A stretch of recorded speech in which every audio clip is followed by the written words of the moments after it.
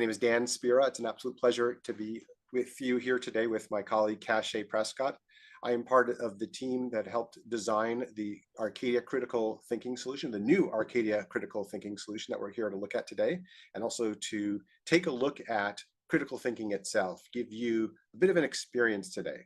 We know that this topic is important to many of you and many of your stakeholders. We've been hearing from our clients over the last couple of years that in order to stay relevant in today's changing and dynamic business environment, critical thinking is now being seen more and more as a skill of the future, or skill of the present, really. And Cache will talk about that in just a few minutes. Our format today is really simple. We're going to talk a little bit about the Arcadia Critical Thinking Solution, which short version is a one-day in-person training workshop. As you can tell, this is not a one-day training workshop, but this is a taster, a piece of that workshop. So Cache will actually take you through a little bit of that experience here virtually today, so that you can actually gain some skills, get some tools, techniques, and experiences around it. We're also just going to look at the topic more broadly and particularly talk about Arcadia's point of view on this topic based on our research team's work in this space, and hopefully get some conversation going.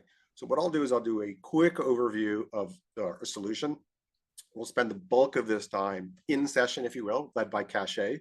And towards the end, we'll have a Q&A where folks can ask questions, or we could talk about more about the workshop itself. If you'd like to schedule another one of these tasters, maybe for just your group, or take a look at our thought leadership around this space, our pocket insight on this topic. If you haven't checked it out already, we'll share some information at the end for that. So real quick about the solution itself. Based on our research in this space, and again, the demand coming from our clients, we've realized that critical thinking is a vast topic, but we've also found that it's a topic that is underserved in the marketplace. It's often treated in a very dry and academic way. And while HR and business leaders say that they want people to have more critical thinking in organizations, when they try to implement it, it ends up becoming this very abstract, again, academic and dry topic. It's almost like that difference between knowing and doing that we often talk about at Arcadia. And when we took a look at this topic, we really broke it down by the skills and the mindsets required to actually get that behavior change, to actually get critical thinking particularly in the business environment. And what we found is there are certain things that are really important. Questions like, what is the issue that we're even talking about? There's a saying in the world of engineering, for example, that one of the best definitions of failure is to succeed at the wrong thing, make something go faster, better, cheaper, but to be doing it for the wrong purpose or for the wrong goal. So even questioning those types of things, looking at, of course, biases, understanding root causes, making sure that what you're doing has an impact, looking at assumptions and recognizing what those assumptions are, analyzing arguments. We'll actually spend a bit more time today looking at that piece of the program, breaking down the structure of arguments, looking at logical fallacies, using precision questioning, looking at things like cognitive diversity, themes like intellectual humility we'll touch on today. So there's a lot of different stuff that needs to be covered. But what we found is that the experience that learners need to have needs to be one that's based on a very old idea called the Socratic method, meaning face-to-face conversation with peers, with others. So we tailor our sessions for groups, we bring them together, and we calibrate it to the levels of the organization. This program, this solution has really been designed in a way that can be rolled out to different levels of your organization, from the most junior levels of an organization right up to senior leadership. So again, if you'd like to learn more about it, we'll have some space at the end to have a conversation about that. But without further ado, let's dive into the taster experience, and over to you, Cache. We're going to do a quick activity. And this is based around an assessment that we have utilized in a number of capacities. It's a cognitive reflection test. And here's the goal. I need you all to take out a piece of paper or something to write on, either pen or pencil, to write down your responses to the questions that I'm going to be asking you on the next 3 slides. So let's go ahead and get started. Let's jump right in with question number 1. All right, my friends, you have a bat and a ball that cost $1.10 in total. The bat costs $1 more than the ball. How much does the ball cost?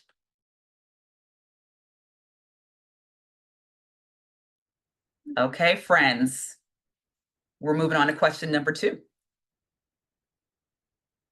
So here we go.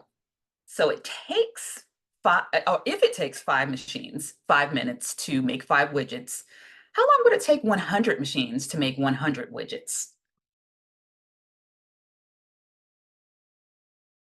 In a lake, there is a patch of lily pads. Every day, the patch doubles in size. If it takes 48 days for the patch to cover the entire lake, how long would it take for the patch to cover half of the lake?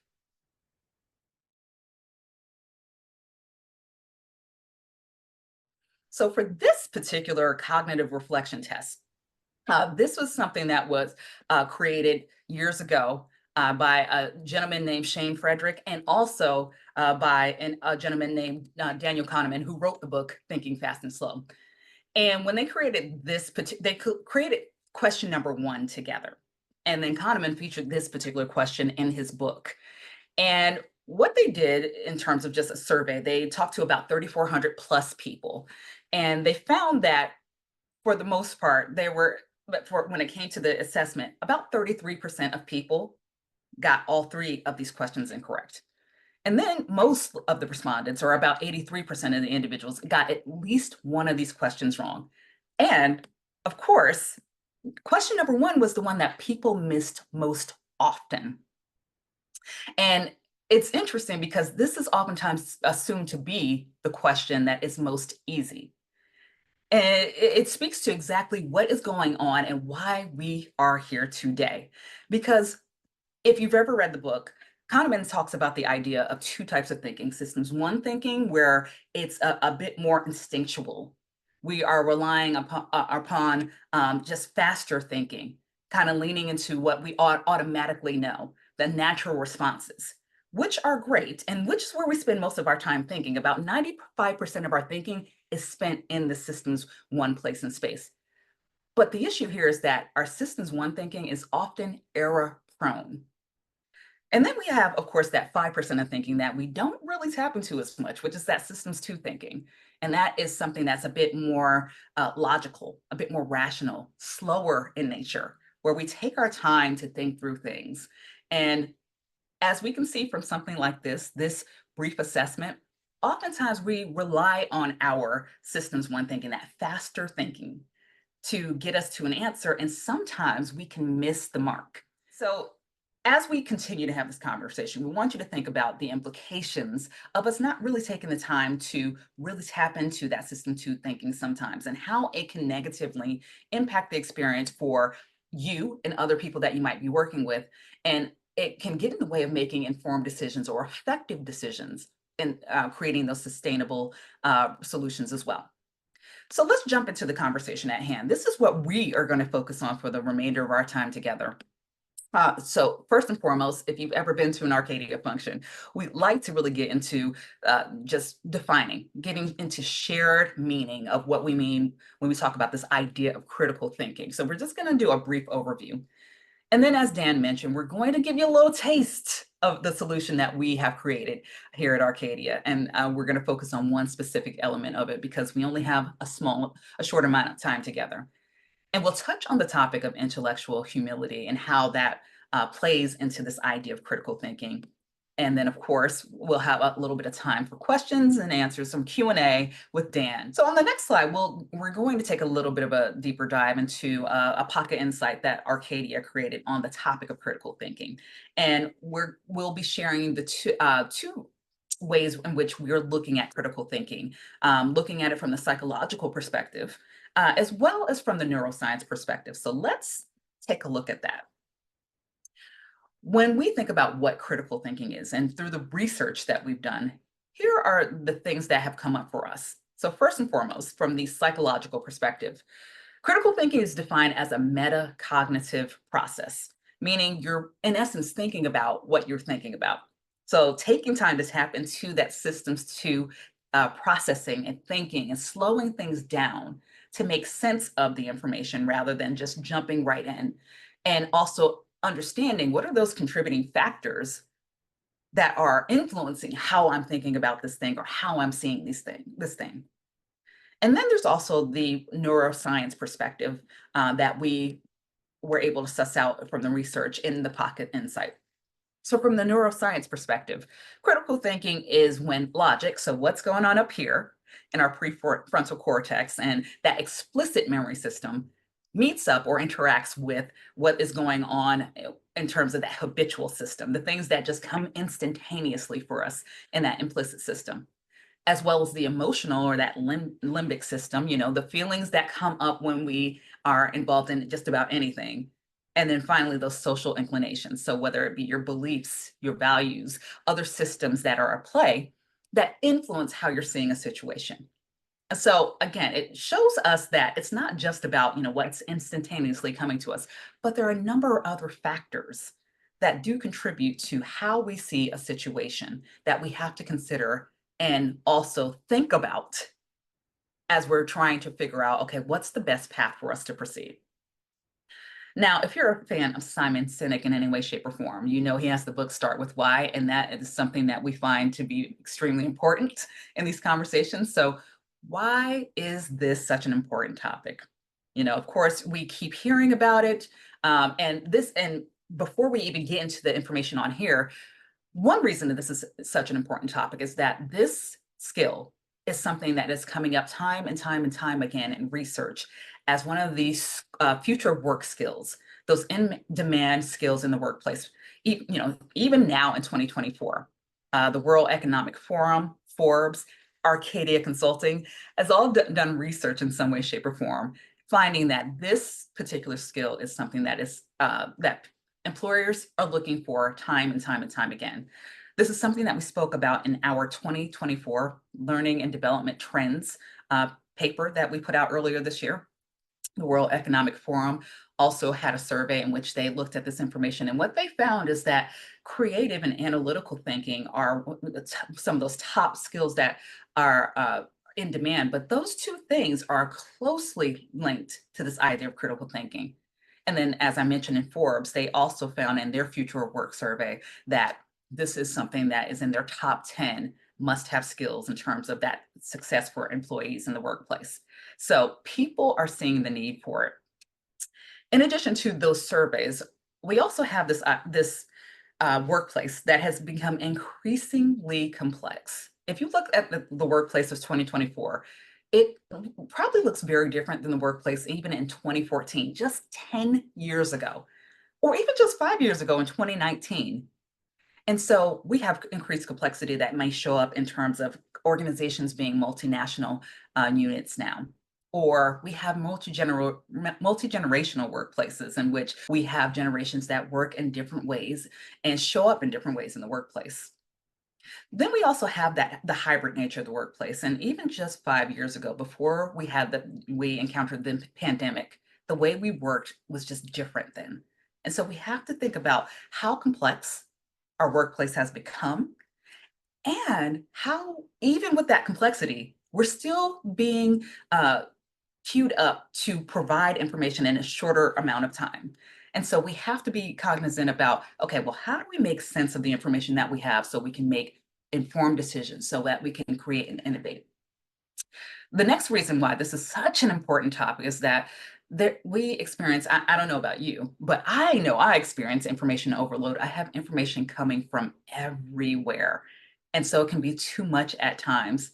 And if we don't actively take the time to make sense of the information, to suss out what is pretty accurate information versus inaccurate information, it can impede our abilities to, again, proceed in the way that is most effective for what it is that we're trying to do. And so, again, our ability to think critically helps us when it comes to that inundation of information we're getting. And then finally, you may have heard the phrase artificial intelligence of time or 20, and this is something that is not going away. So with the increased presence and use of artificial AI in the workplace, our ability to be able to really make nice with it, make friends with it, and be able to effectively use the tools that AI produces is going to be key. It really does create this space where what success looks like for individuals in the workplace It's just different now because we are tasked with understanding this space. But in addition to that, we're also tasked with differentiating ourselves from that AI, and skills like critical thinking, analytical thinking, creative thinking, in addition to the human side or those human skills of empathy and creativity, are those differentiators that we have to lean into. And again, make sure that we are showing up as our best selves and informed individuals in the workplace. Here, there are a variety of different ways in which critical thinking can show up in all of our businesses and workplace. But we want to speak to kind of a top three that came up in the research that we have done in our thought leadership paper and our pocket insights. So the first place in which we're saying, why this is such an important topic, why this matters is because of its impact on your ability to make the best decisions. And when we think about decision making, it includes your ability to weigh options objectively.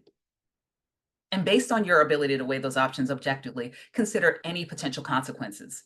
It gives us the space to just think about, okay, if this could happen, how do we potentially mitigate that risk? And to make those choices in a way that is based on sound reasoning rather than just how we're feeling about it or those biases that might come up for us. Another thing for us to consider in terms of that critical thinking in action is that it helps us to be better problem solvers. It allows us to identify root causes of situations rather than just dealing with the symptoms, which of course leads to our ability to come up with more effective and sustainable solutions. And then a final thing here is that innovation and creativity factor. Our ability to critically think and slow down and take some time to think about it helps fuel this idea of innovation and challenging the status quo. It allows us to invite other voices into the conversation and get that diversity of thought and that diversity of perspective that we need to be able to make sure that we are making an informed decision, utilizing all of the information that we have instead of just our own. And it also helps us to see the possibilities in a situation. So Dan briefly mentioned the draw framework that we have developed as part of the work we do in this area at Arcadia. And I wanted to just briefly go over the parts of this framework just to give you an idea as to what it is that we're utilizing and how we approach this particular topic. So this framework is based on the work of Watson and Glaser. And we have taken their research and applied it, their research in critical thinking skills, and applied it to a business context. Now, if any of you are familiar with similar frameworks, you may have seen Pearson's RED model or other models that may be similar to this in nature. But for the purposes of the work that we do, we felt that it was super important for us to be able to make it more practical within a more contemporary, complex, and rapidly changing work environment or business environment overall. And so for the purposes of our conversation, as I mentioned, I'll briefly touch on each of the pieces of this, but we're going to be spending our time just on one piece of this just to give you a taste. So the first part of this is defining the issue. That's the D in the draw model. And what we mean by defining the issue is really getting that sense of clarity as to, okay, what are we even here to do? If you don't have that, that's the most crucial piece of the conversation. If you don't have that sense of clarity and you're not able to articulate what the problem is, the rest of the steps won't make sense because you may be spinning your wheels a bit. So once you're able to take a moment to get to the point of that clarity and understanding, okay, this is why we're here, and this is the implications or the impact of what it is that we may be here to do, then it's helpful for us to be able to move to the R in the conversation, which is focused on recognizing any assumptions that are at play. Now, we are all human beings, and we all do make assumptions at some point in time. And these are just, those simply statements that we assume to be true, even though we don't have proof of it. And so in this particular stage of the framework, it allows us to really identify some of the issues that we're taking for granted. It also creates a space for us to invite those diverse viewpoints into the conversation on any of the issues, because again, we may not be able to see one piece of it in a way that somebody else may be able to see this. And so it allows the space for us to have conversations and see what we might be taking for granted here. The next piece of this framework is focused on the A, and that's analyzing assumptions. Apologies, analyzing arguments. And for analyzing arguments, again, those arguments are just those assumptions that are intended to persuade someone to do something or act in a certain way. And here in this piece of the conversation, we are really dissecting an argument because we all make arguments in some way, shape, or form, but we're taking time to dissect that and to understand, okay, what is it that you're trying to get me to do, and why are you trying to get me to do this? And trying to find the evidence as to that supports whether or not we should or should not go with something. This is also a great place to explore any counter arguments. Again, and this might be something that's controversial, but needed in order to be able to move forward in the conversation. And then the final piece of this, of course, is the W, which is working out any implications. So we've had a moment to, focus on our DRA in this framework. And that information helps us to, figure out how do we move forward? This is the information that we get here is based on all of that we've gathered during our time together, exploring the issues, understanding the arguments, and all of those things, and allows us to make those decisions that are most beneficial to us. It even allows us the place to potentially change our position on something. It's just like, okay, now that this has been revealed to me, maybe this is not the best way for us to go. But it allows us to bring that diverse information together so that we can make the most effective decision in the moment. But as I mentioned, of course, we cannot touch on every one of these topics. So for the remainder of this particular section, we're going to focus on what we mean by analyzing arguments. What we mean by this idea of an argument is that it's a statement or a set of statements intended to persuade someone to accept a certain idea, take a particular action, or change their opinion. And as you all are very well aware, arguments show up in a number of different ways. And it doesn't always have to be this contentious moment where people are shouting at each other. But we have our arguments or just differences of opinion and points of view in our meetings, in our emails, sometimes in your direct messaging, whatever messaging system you might be using in your workplace, presentations, and even those casual conversations. So what we're going to do when we talk about this idea of arguments is we're going to take a brief moment to deconstruct an argument.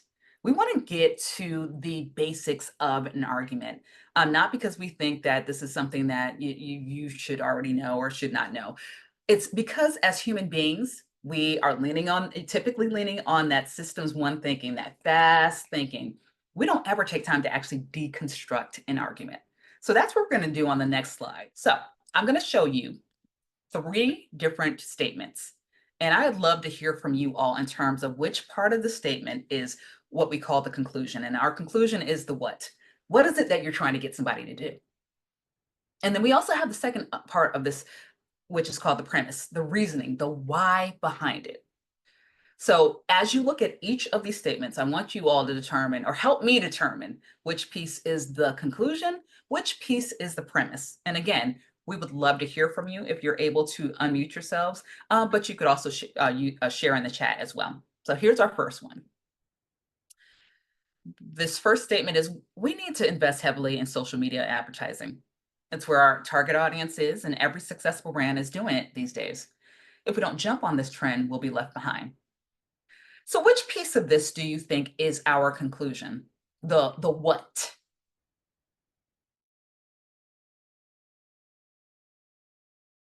Let's get to bullet point number 2. I know the numbers aren't where we want them to be, but I have been working so hard and I'm always the first to volunteer for extra tasks. It's been a tough quarter for everyone and I deserve a raise. Which part of this do you think is conclusion versus which part of this do you think is the premise?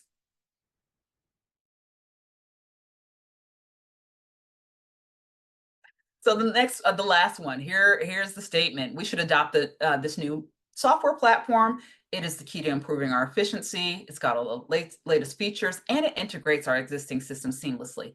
Plus, It's got great reviews online, and the company offers excellent customer support. So what's our conclusion? What's our premise?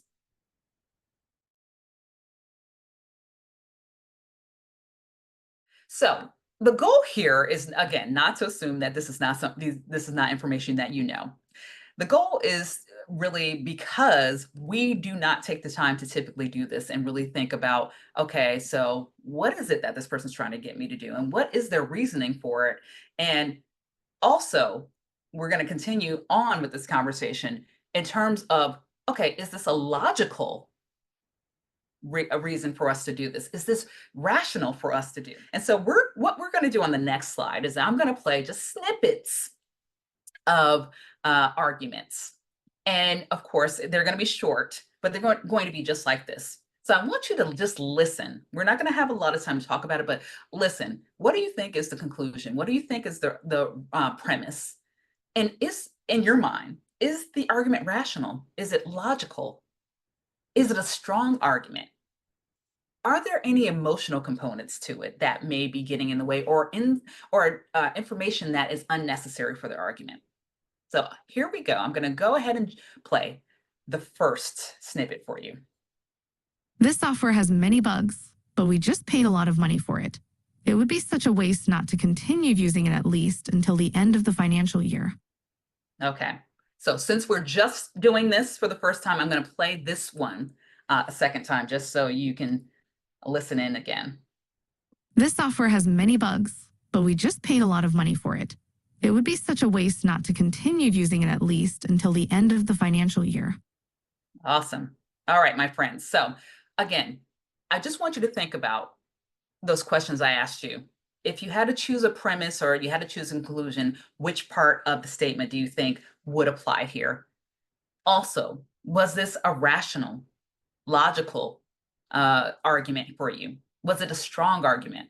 Was there anything in terms of emotion or unnecessarily information that you felt is impacting how this argument comes across? So this particular one falls into this idea of a logical fallacy called the sunk cost. So just because we put so much money into it, we shouldn't necessarily abandon it. So a sunk cost is continuing to invest in a failing endeavor because of past investments, rather than considering current and future costs and benefits. All right, so I'm going to play the second piece for you all.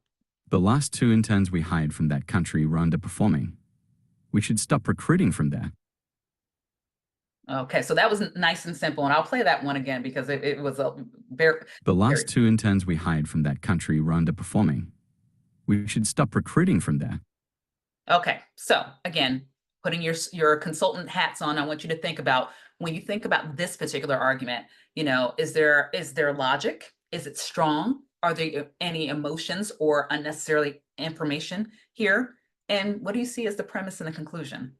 And as you are putting your answers in the chat, I will read to you what type of fallacy this is. So this would be called a hasty generalization, making a broad claim based on limited or unrepresentative evidence. All right, friends, let's go to the next one and just listen carefully. You want to streamline the project timeline? So you're basically saying you don't care about quality, just getting things done fast. Awesome. So what are your thoughts on this one? Logic to the argument? Strength? Is it strong? Are there feelings or emotions involved? Is there information that just doesn't need to be there? And as you are typing your thoughts, I will share with you what type of fallacy this is. This is the strawman fallacy, and it's simply misrepresenting an argument to make it easier to attack. Just 2 more. If we allow employees to work from home, they'll become lazy and Oh, apologies. I don't know why that stopped. unproductive, and the company will go bankrupt. I will play that again because technology was not our friend a moment ago. If we allow employees to work from home, they'll become lazy and unproductive, and the company will go bankrupt. Okay, so again, super sleuths, what are you hearing here? Is this a strong argument? Is it logical? Are there emotions at play? Is there information that doesn't matter? Let's just share what type of fallacy is at play here as well. So let me take a moment just to get to that. All right, so this is called the slippery slope, and it is quite aptly named as arguing that a small action will inevitably lead to a chain of events resulting in a disastrous outcome. A little catastrophizing here, if you will. All right, so let me play the last one for you just so you all can hear. And again, just listen carefully, please. I understand your concerns about the new software, but let's not forget that we had record sales last quarter. We're doing great. Awesome. This is called the red herring, introducing an irrelevant topic to divert attention from the main issue at hand. And so we wanted to make sure we just had some examples and some snippets for you all to listen to speak to this idea of logical fallacies. Because again, when you're engaging in these arguments, sometimes people don't realize their approach to it and how it takes away from the actual argument. So what we're going to do is just take a brief moment to talk about some of the categories of common logical fallacies. Now, please note that this is not an exhaustive list by any stretch of the imagination, but we have found in the research that we did that there are typically three main categories, but again, not an exhaustive list here. So let's explore the fallacies of relevance, insufficient evidence, and ambiguity in a little more detail. Again, we're going to give a quick overview because there's too many for us to go into with too much detail, and you all will be getting a PDF that has this information. So let's talk about relevance. Here are some of the types of fallacies that come up when we talk about this idea of relevance. And for the ones that we already mentioned when we have the snippets, I will not go over. The appeal to hypocrisy. It is simply countering criticism with criticism and ignoring the validity of the original point. The next type of fallacy here is appeal to popularity. Occurs when the argument is considered valid because it's popular or widely received. We already spoke to the fallacies of strawman and red herring, so we'll speak to the last two here on the slide. Appeal to pity, which is the use of emotions rather than logic to persuade. And I think we saw a little bit of that in some of those examples. And then, of course, the appeal to authority, relying on the opinion of an authority figure without considering their expertise or potential biases. So that was our first category of relevance. Now we're going to look at just a few of the fallacies that fall under insufficient evidence. And we have already spoken to hasty generalization, slippery slope, and sunk cost. So we're only going to focus on the three remaining categories here. So false cause, assuming that one event causes another simply because it happened in sequence. The next one is false dilemma, and this is known as false dichotomy, but presenting only two options when there are many more that exist. And then the final one under this particular category is appeal to ignorance, arguing that a claim is true simply because it hasn't been proven false. And then finally, our last category is ambiguity, and there are two that fall under this particular category. The first one is equivocation, and it's using a word with many meanings in different parts of the argument, leading to a false conclusion. And then the final one in this particular section is circular argument. The conclusion is already assumed in the premise, creating a loop of reasoning that doesn't actually prove anything. If you were to ask any one of us, do you think critically? The vast majority of us, if not all of us, would say, yes, I do think critically, because we do think that we take the time to do so. But the reality is that there are a number of employers out there that say that this isn't necessarily the case. It says half of employers rate their employees' critical thinking skills as average or below average. But when we think about this idea of how intellectually humble we are finding that that's not necessarily the case. We are a lot more assured of what our point of views, assured of how we see things, than sometimes we may need to be. And before I pass it to Dan, I want you all to just think about the gift of intellectual humility. It allows us to really get to this place in space where we recognize those blind spots and biases that might show up. Again, we're human beings and it's inevitable that they will show up. But if we can take a moment, take a breather to think about it, it's helpful to us. It also creates that space of learning from other people and getting that diverse thought that can be helpful to help us see things that we had not even seen. It also helps us in avoiding this overconfidence in our own conclusions. Sometimes we may be right, but there are times where we may not be right. And then it also encourages us to get those diverse perspectives so we can have that innovation, have that creativity, and have a greater, more comprehensive understanding of complex issues. So now I'm going to pass the mic back to Dan. So if you all have any questions, he can lead you through that process. So Dan, it's yours. Thank you, Cache. The questions that come up sometimes are, do you folks customize for problem solving versus decision making versus creativity and innovation? Earlier, Cache shared those three broad application areas or areas of action. And the short answer is yes and. In other words, typically when we implement this program for an audience, we bring in the relevant case studies and examples that would resonate for their use case. So if it's a group that deals with product development innovation, some of the examples we'll use will gear a bit towards that. That said, for this experience, we do find that people appreciate a variety of application areas. So things like decision-making, things like problem solving, and having aspects of those tend to work, again, at pretty much every level. We do find with the leadership groups, more of an emphasis around the culture of things like intellectual humility, the creating the conditions where people feel safe to make mistakes and have debate. We'll find that for those sessions, we'll tend to dial up those aspects and create activities and discussions around that, particularly leadership-centric, leadership-specific area of this topic. One of the things that I mentioned up front is, as far as a next step goes, what we can do is schedule a more specialized taster session for those of you who have an organization where you'd like to try this out. Or once again, you can contact us directly and learn more through the link that's on the screen in order to find out more about the workshop and its implementations. We do, as I mentioned up front, a one-day workshop in-person version of this. We have currently some clients who have asked us about half days, which we can do. The thing there is balancing the amount of content versus the amount of application.